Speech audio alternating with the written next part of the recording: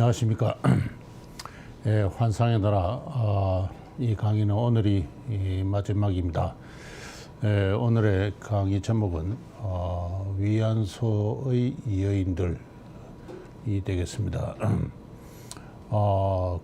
군의 특히 일본군 위안소의 여인들, 이른바 오늘 우리가 위안부라고 부르는 그 여인들에 관한 것입니다. 다 잘 알다시피 지난 1991년에 이 문제가 세간의 뜨거운 이슈로 제기되었습니다. 이후 지금까지 25년간 이 문제는 한국과 일본의 관계를 규정짓는 가장 뜨겁고 중요한 문제로 지속되어 왔습니다.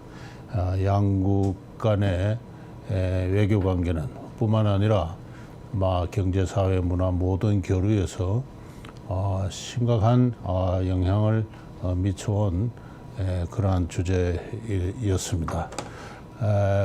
나아가서 이 주제를 둘러싸고 그 사이에 한국의 반일 민족주의는 대단히 강력하게 타올랐고, 그것은 일본과의 관계뿐만 아니라 한국 내에 있어서 한국인들의 지성, 문화, 역사의식에까지 심각한 영향을 미쳤습니다.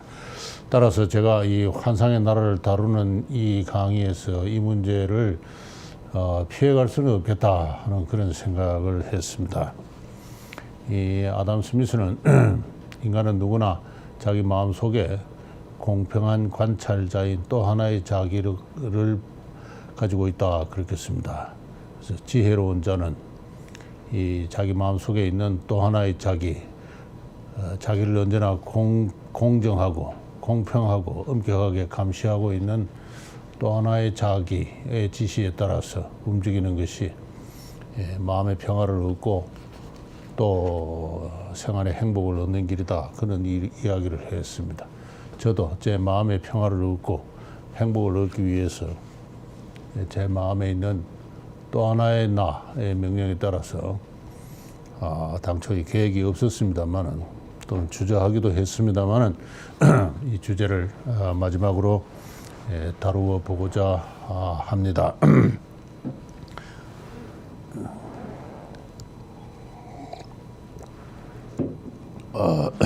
먼저 좀 역사적인 관점에서 좀 길게 이 사건을 둘러싼 전후 맥락을 한번 쭉 고찰해 보도록 하겠습니다. 먼저 제가 말씀드리고 싶은 것은 바로 우리 한국에서도 이 군의 위안소와 그에 속한 여인들이 있었다 하는 것입니다. 제가 보여드리는 이 표는요, 1950년에서 53년까지 있었던 이 한국전쟁 당시에 한국군에 속한 그 위안 부대와 그에 속한 위안부에 관한 통계입니다. 이 국방부가 편찬한 6.25 사변 후방 전사 인사편에 150쪽에서 나오는 통계인데요. 위안대는 서울 제1부대, 제2부대, 제3부대, 강릉 제1부대가 있었습니다. 이 외에도 통계가 밖에 있습니다만은 춘천, 원주, 속초에도 위안부대가 있었고, 이 강릉에는 제8대까지 있었다는 그 기술이 있는 것을 봐서 이 제시된 통계는 전체 위안부의 일부다라고 이야기를 할 수 있습니다. 각 부대에 속한 위안부의 수는 19명, 27명, 30명 도합, 요 네 부대만 89명입니다. 그리고 이 부대를 방문해서 위안을 받은 피위안자의 병사 수가 월별로 이렇게 부대별로 이렇게 통계가 나와 있습니다. 그래서 제1부대 얼마, 이래서 도합 연간 20만 4,560명의 병사가 이 위안대를 찾았다 이렇게 되어 있습니다. 이 전사편을 읽어보면은 서울에 있는 것은 고정된 장소에서 지금 오늘날에 이 백병원이 있는 서울은 자리입니다만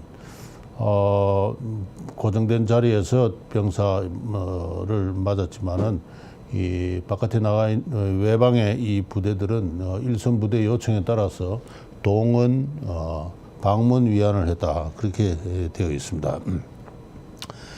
이런 통계는 정말로 희유에 다른 나라에서 찾을 수 없는 참 매우 귀중한 통계인데요. 제가 계산을 해보니까 각 부대별로 월 평균 피위안자 수가 이렇게 나오고요. 위안부 1인당 맞이했던 월 평균 피위안자의 수가 평균 192명입니다. 200명 가까이 되고요. 1인당 위안부당 일평균 피위안자 수는 6명 전후입니다. 6.4명으로 나와 있습니다. 이 정보는 대단히 귀중한 정보다 이렇게 생각을 합니다. 이 부대는 이 공창 폐지의 조류에 따라서 1954년 3월에 전쟁 이후에 부대를 폐쇄했습니다. 이렇게 그 한국군에서 이 위안부대와 그에 속한 그 위안부의 존재는 이로써 사라졌습니다만 그러나 이 실질적으로 이후 거의 한 90년대 초까지 미군을 한국에 주둔하고 있는 미군을 위한 위안부가 대량으로 존재했습니다. 그에 관한 그 상황을 알기 위해서 통계를 살펴보면요, 이 통계가 되겠습니다. 정부가 1957년부터 발간한 보건사회 통계연보에 나오는 것입니다. 제가 59년, 61년, 66년 요 3개 연도만 지금 제시를 했습니다. 이것은 그 미군 위안부만은 아니고 미군 위안부 수를 포함한 이른바 접객업 일정한 장소에서 손님을 맞이해서 술과 음식과 또는 가물을 제공하고 나아가서 매춘을 하는 그런 산업에 종사하는 여성의 수를 가리킵니다. 이 산업을 뭐라고 불러야 될지 적당한 용어가 생각나지 않아서 일본 사람들은 흔히 이것을 가지고 풍속업이라 그러는데 저도 이하 이 풍속업이라 부르겠습니다. 이 풍속업에 종사하는 사람의 그 이른바 접대부의 수가 총수가 통수는 얼마인지 알 수가 없습니다. 다만 이 검진을 받아 했기 때문에 검진 기록이 여기서는 연간 그 검진을 받은 사람의 총수가 16만 4천 명입니다. 그러니까 연말 현재 또는 월말 현재 얼마였느냐는 이야기를 할 수가 없습니다. 왜냐하면 한 달 만에, 두 달 만에, 세 달 만에 진입했다가 퇴출할 수도 있기 때문에 정확하게는 알 수가 없는데 어쨌든 1959년 그 해에 약 16만 4천여 명의 접대부들이 이 풍속 산업에 관계를 했고 그 중에 매년 한 2만 명 가까이가 신입자였다 했습니다. 이 접대부들의 수는 댄서, 위안부, 접대부, 밀창, 그래서 댄서, 프로스티튜트, 엔터테이너, 또는 하로트 이렇게 당시 통계는 전부 영어로도 표기되어 있습니다. 이렇게 해서 이제 각 그 직능별로 이렇게 검진 횟수가 쭉 나오는데 연간 검진 평균 횟수가 4회로 나옵니다. 4회 여기 이게 월별 통계가 이렇게 있고요. 그 다음에 연간 총 1인당 검진 횟수가 4회가 나오고요. 근데 이 4회가 대단히 불실하다. 1955년도인가 6년도에 전염병 예방법이 만들어지고 시행령이 발표됐습니다. 그에 의하면은 이 위안부들은 주 2회, 이 적객부들은 주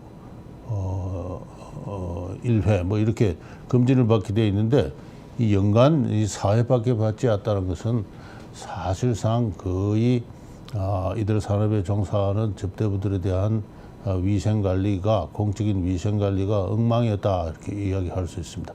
공식적으로는 그 공창제도는 미군정과 함께 폐지가 되었기 때문에 엄격하게 이들을 등록하고 관리하는 제도는 없었지만 보건소별로 이들을 등록시켜서 검진을 하는 그 제도는 시행이 됐습니다만은 검진 자체가 매우 불실했다는 걸 알 수가 있고, 따라서 성병의 감염률이 25%, 26%나 됐다, 매우 높았다, 이렇게 이야기할 수 있습니다. 요 월별 검진 횟수들을 보면은 굉장히 그 분포가 일정한 정형성을 나타내고 있지 않습니다. 따라서 대단히 출입이 빈번했던 그러한 풍속 시장이었다, 그렇게 이야기를 할 수 있습니다. 이후 정부의 행정력이 강화되어 가지고 성병 감염률은 22%, 15%, 1966년까지 이렇게 쭉 감소를 합니다만은 이 풍속 산업에 종사하는 여인들의 수는 1966년에 39만 명으로까지 39만 명으로까지 증가하고 있는 그런 모습을 볼 수가 있습니다.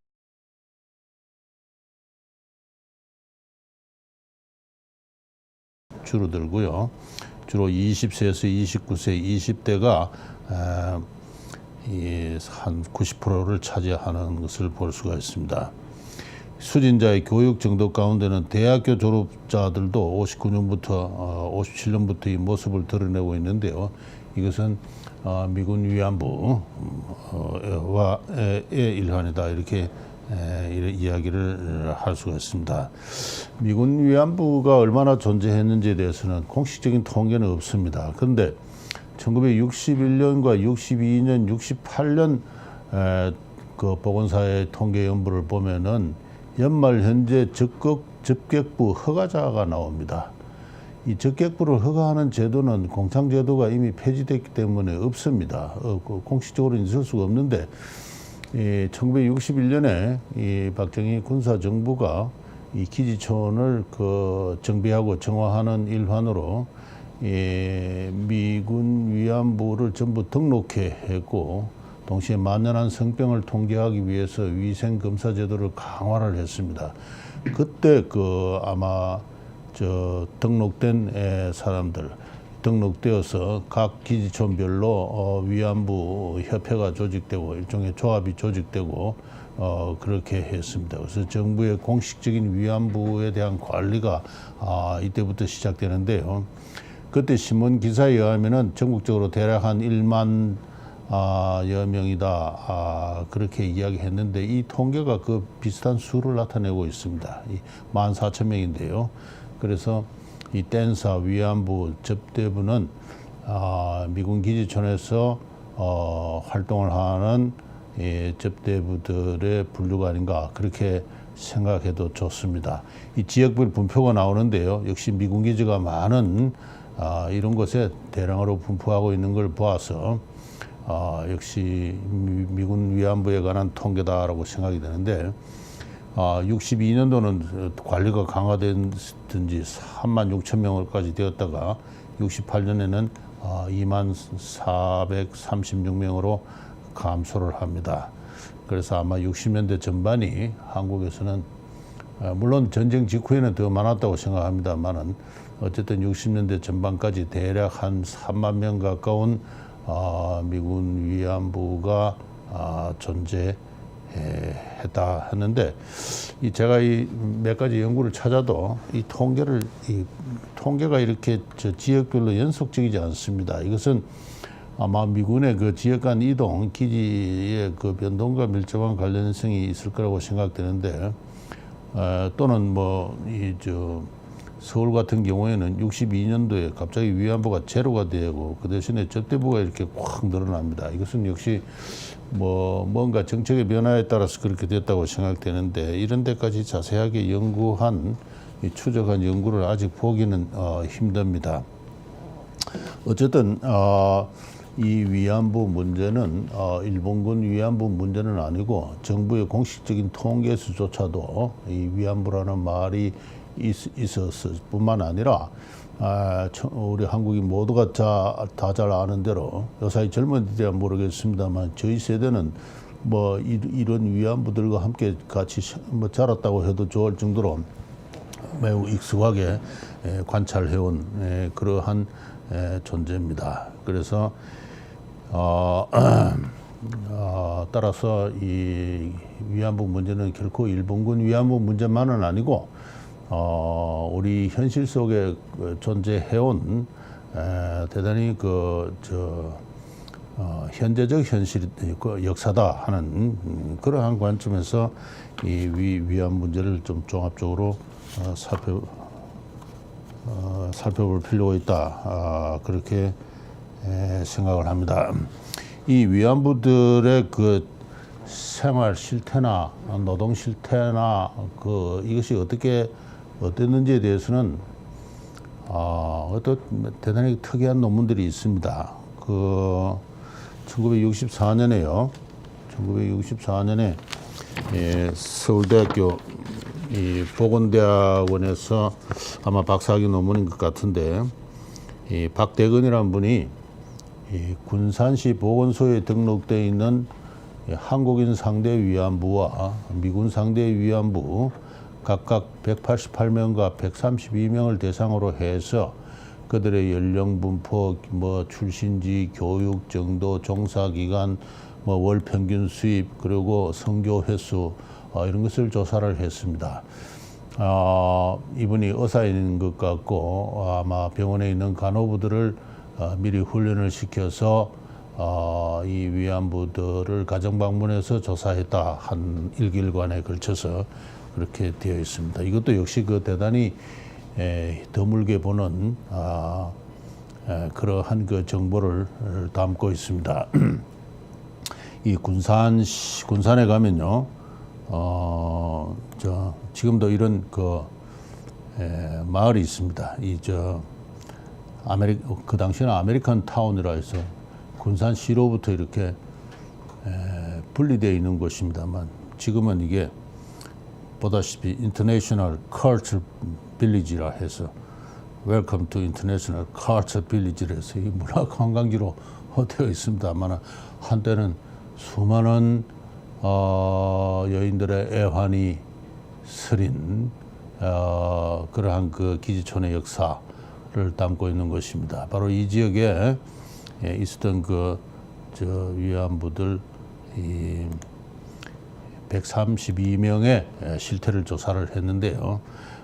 그리고 군산에서 활동을 하는 한국인 상대의 풍속업에 종사하는 접대부들 연령을 보면은 한국인 상대하는 이 접대부들이 훨씬 더 젊습니다. 젊고 미군 상대 위안부의 나이 분포는 훨씬 더 많습니다. 평균 21세와 26세의 차이를 보이고요. 교육의 정도는 한국인 상대 위안부는 무학 또는 초등학교도 못 들어간 사람이 전체의 3분의 2 가까이 되고요. 그리고 미군 상대를 하는 위안부들은 그래도 학력 수준이 물론 무학, 국문해독 등 초등학교도 못 나온 사람들이 반은 차지하긴 하지만은 그러나 상대하는 미군의 장교인가 병사인가 하사관인가 따라서 또 미국인 상대 위안부의 학력 분포는 더 폭이 넓습니다. 대학 중퇴를 하고 고등학교 졸업생까지도 있고요. 그다음에는 종사 기간은 평균 한국인 상대 적격군은 2.87년, 미군 상대는 3.18년인데 따라서 1년 미만, 2년 미만이 전체 땄습니다. 그래서 원래 오래 머물 수 없는 머물기 곤란한 그런 시장인 만큼 진입했다가 퇴출하는 사람들이 전체 땄습니다. 그런 가운데서도 4년, 5년 되는 위안부들이 양쪽에서 다 있다. 이 사람들이 이제 소위 이 시장에서 침전하는 가장 불쌍한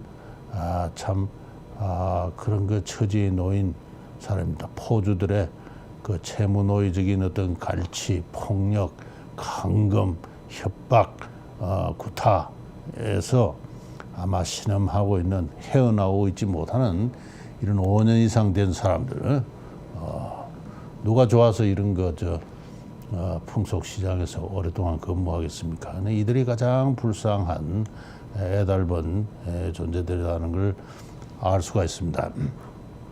이 월 평균 수입을 보면요, 한국인 상대 138명의 평균 수입은 3,455원인데 비해서 미군 상대는 그보다 한 3배가 넘습니다.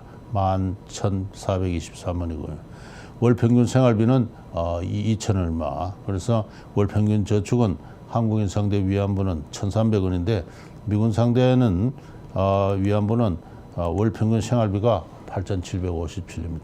이 미군 상대 위안부는 이 계약 동거인 경우가 많고 해서 생활비가 사실상 이렇게 매우 높습니다. 그러면서도 저축은 한국인 평균 저축보다는 2배 가까이 되어서 역시 미군 위안부가 상대적으로 한국인 상대 위안부보다는 그 처지가 양호했다, 이렇게 이야기를 할 수가 있습니다. 이 논문은 대단히 특이하게도 이 여자 간호부들을 앞세워 가지고 이 풍속 산업에 종사하는 접대부들의 노동 강도를 조사를 하고 있습니다. 성교 횟수가 얼마냐 해서 결국 이제 하루에 평균적으로 얼마냐 이렇게 묻는 것일 텐데요. 아주 최대, 이거는 뭔가 특별한 일이 있어서 아주 격렬하게 노동을 할 경우에 최대 13회 이상까지 달하는 경우도 있습니다. 한국인 상대. 그래서 한국인 상대는 평균 6회, 7회입니다. 6회, 7회고. 근데 보통의 경우에는 한국인 상대는 보통의 5회 내지 6회입니다. 근데 미군을 상대로 하는 위안부들은 1 내지 2회 정도입니다. 대개 파트너가 고정되어 있는 경우가 많고 아마 1 내지 2회가 전체의 다수를 차지하고 있다, 이렇게 이야기할 수 있습니다. 이 정보는요, 제가 나중에 일본군 위안부의 노동 실태와 관련해서도 말씀드리겠지만 대단히 귀중한 정보입니다. 이 5.5회라는 게 앞서 제가 소개드린 한국군에 속한 군 위안부들의 노동과 똑같습니다. 제가 좀 다시 한번 보여드리면요, 한국군 위안부가 평균 6회입니다. 하루에 6회의 병사를 맞이했는데 전쟁 이후에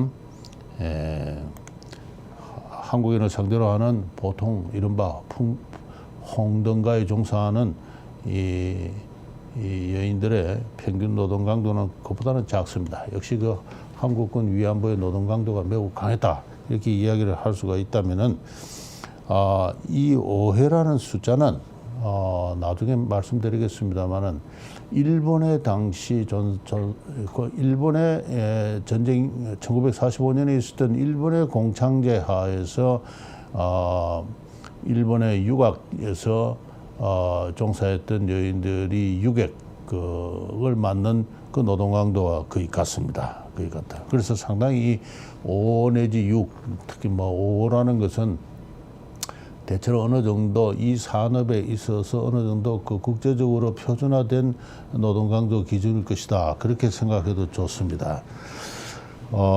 그래서 이 논문이 그렇게 대단히 중요한 거다 하는 것을 제가 말씀드리는데, 이렇게까지 선행하는 연구들이 있는데 이런 것들을 참조해 가면서 이 풍속 산업의 어떤 역사적 흐름에 대해서까지 이야기한 논문은 참 보기 힘들다 하는 것입니다. 저는 이 논문은 진작부터 알고 있어서 오늘 지금 소개해 드리는 것입니다.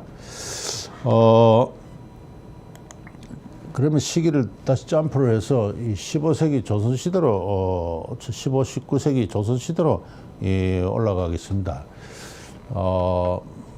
제가 전에 제 1강에서 말씀드린 대로 조선시대도 일종의 위안부 제도가 있었다는 이야기를 했습니다. 이 세종이라는 임금이 함경도 육진을 개척한 다음 남방으로부터 올라가는 그 정군들, 군인들의 위안을 위해서 기생제도를 설치하라. 그런 이야기를 했다는 것을 제가 제 1강에서 말씀드렸는데요. 알려진 케이스 하나에 의하면은 평안도 영변에서는 그 관기가 관에 속한 기생이 60명이 되었습니다. 그래서 군현 단위로 대체로 그런 숫자의 기생이 있었을 것이다라고 이야기할 수 있는데요. 그 제도가 19세기까지 쭉 이어집니다. 그 관기들이 어떻게 그들의 성이 이른바 조선왕조의 지배청에 의해서 약취되었는가에 대해서는 몇 가지 볼만한 논문들이 있습니다. 제가 지금 소개하는 것은요, 이 경북대학교의 역사교육과에 계시는 우인수 교수가 1996년에 쓴 부북 일기를 통해 본 17세기 출신 군간의 부북 생활입니다. 이 부북이란 것은 북방으로 올라가서 근무한다 그런 뜻입니다. 이 사람은 울산 사람입니다. 무과에 급제한 그러한 사람입니다. 자기 아버지도 무과 급제 출신입니다. 자기 아버지도 부북 생활을 했고요. 자기도 이 박치문이라는 사람인데요. 아버지는 박계숙이라는 사람입니다. 이분들은 그 옛날 양반들이 다 그랬습니다만은 일기를 다 적었습니다. 일기를 적건데요. 아버지와 달리 이 아들 박치문은 그 이동을 하는 과정에서 접촉했던 여인들에 관한 기록을 일기에 소상하게 남깁니다. 이 우인수 교수가 표로서 제시하고 있는 것을 제가 지금 인용하고 있는데요. 인조 22년 12월 11일에는 비통진이 하고 동침했다. 15일은 비분이하고 동침했다. 그 다음날 16일에는 주탕에 있는, 그러니까 이게 주점을 말합니다. 목로 주점을 말하는 것이죠. 예. 춘일이 하고 있다. 22일은 향환이 하고 있다. 주탕에. 26일은 주탕에 예연이 하고 있다. 30일은 이제 관기, 현양이 하고 잤다. 근데 비고난에 다 이렇게 나와 있습니다. 숙박한 주인 집에 여다. 이것은 주탕의 주막의 그 여인 그 딸입니다. 그 다음에는 또 이렇게 계속해서 이렇게 관기 건리계 관기 예제 숙박한 주인집의 딸이다. 옥매향 옥순이 율떡이 향춘이 월매 노종 매옥주 이렇게 적습니다. 이 사람은 이동 도중에는 늘 이렇게 주막이나 그 거울에 관기와 주막의 딸이나 관기와 접촉을 하고요. 회령의 그 부임지에 도착해서는 방직비라 해서 관기 하나를 현지 첩으로 이렇게 배정을 받습니다. 배정을 받는데 그 배정받은 게 비노종이에요. 노종인데 관기가 없어가지고 민가의 사비를 배정을 받았습니다. 받았다가 나중에 의향이라는 방직비 관기를 이렇게 맡게 됩니다. 그 위에 월매란 사람은 자기 아버지하고 친하게 지냈던 아버지를 모셨던 배종이라는 방직비의 딸입니다. 그 딸하고 또 동침을 해요. 그러니까 이 부자가 이 관기의 그 모녀와 이 대를 이어서 이 동침을 하는 이런 기록들을 볼 수가 있습니다. 그래서 임제가 바뀔 때마다 방직비가 바뀌고요. 그리고 이동 도중에는 또 수시로 그 지방의 관기나 또는 이런 것부터 성의 접대를 받습니다. 이런 걸 이 제도가 19세기 말까지 쭉 이어져요. 이런 논문이 몇 편이나 됩니다. 그 양반가의 일기를 보면 유희춘이라는 사람 또는 노상추란 사람의 그 경상도 이 선산 사람입니다만 이 사람도 무가 출신이에요. 평안도 선천이라는 곳에 그 고을살이 하러 갔는데 군수가 되었습니다. 그래서 무가 노릇을 군수 노릇을 했는데 가서 보니까 이 사람 자기 할아버지도 그 고을에 원림을 했어요. 자기 할아버지가 관기와 관계해서 낳은 그 여자가 살아있고 그 그 자기 할아버지가 그 관기와 출산한 그 딸이 또 있는 것을 봤어요. 자기한테는 이제 결국 종이모가 되는 셈이죠. 그래서 묘한 감정을 느끼는 그런 내용을 일기에다 적습니다. 이렇게 이 조선왕조 시대는 어떤 그 비들에 대한 그 양반, 뭐 문반이든 무반이든 양반들의 그 성의 약취가 끊임 없이 행해지는 그러한 시대였고, 그에 관한 각종 저 풍속 일화는 제가 여기서 다 일일이 소개드릴 수 없을 정도로 많다는 것입니다. 그래서 페림이라는 데 어떤 선비가 말을 했어요. 우리나라에 엄풍이 크게 떨쳐 각 고을의 관창아 말할 것도 없고 집마다 사비와 마을의 천한 여자가 값을 치거나 말거나 인물이 귀하거나 천하거나 가릴 것 없이 주야로 음탕한 짓을 일삼음이 술 취하고 미친 것과 같아서 엄부가 아닌 여자가 드물다. 이를 보면 우리나라의 엄풍이 중국보다 심하다. 이런 말을 했어요. 이런 엄풍이라는 게 바로 양반의 신분제적 어떤 그 여성에 대한 성의 약취로 인해서 벌어지는 일인데도, 이 양반은 매우